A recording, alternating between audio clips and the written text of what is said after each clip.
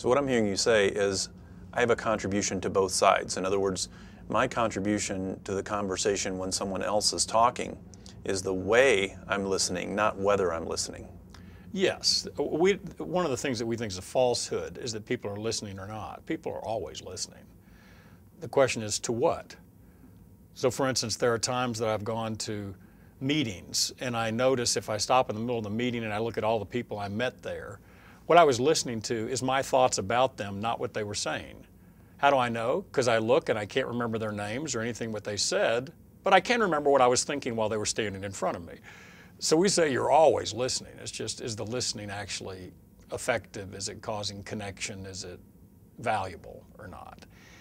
Also, when you ask about principle, there's nothing more fundamental in our work than something that we learned from Martin Buber, who wrote a book called On Dialogue.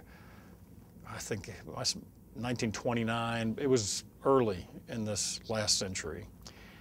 And he talked about the essential reciprocity of human communication, that we are affecting each other all the time. And people falsely separate those effects. So they want to work on my communication, your communication. Oh, communication is a system of effects, and whoever can see the system of effects can make a difference in it. So this notion of reciprocity, of mutual effect, being conscious of it, aware of it, and then deciding that you're going to cause the network of effects that produces value rather than waste, and having the capability to do it. That's all fundamental to what we do. So if I'm thinking about a dialogue with a teenager, and for some of us that can be difficult on occasion. Yes. I'm not trying to change the way that they show up in the conversation. I'm actually trying to change the way I show up in the way that I both speak and listen, in a way that enables the conversation to get to a higher level of understanding and hopefully action. So let's say that's your intention, that you want a higher level of understanding, cooperation, respect, and action. So let's just assume that's what we want. Well, how we get there is by being able to have, in this case, me and my teenager, have a respectful connection in which each of us feels like that was better than not talking.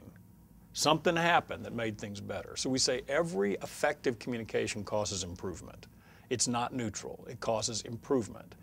Well, if my teenager is going to feel like their life just got better from talking to me, I better be really interested in what it's like for them. What it's like as a teenager that I've completely forgotten as I'm walking around here as this old, ostensibly wise and experienced human being, and what it's like for them as a unique individual. If I'm not really intimately interested in what are their purposes, what do they walk around worrying about? What circumstances are they facing that I don't face? And those circumstances also include what's happening in their body at that time in their life.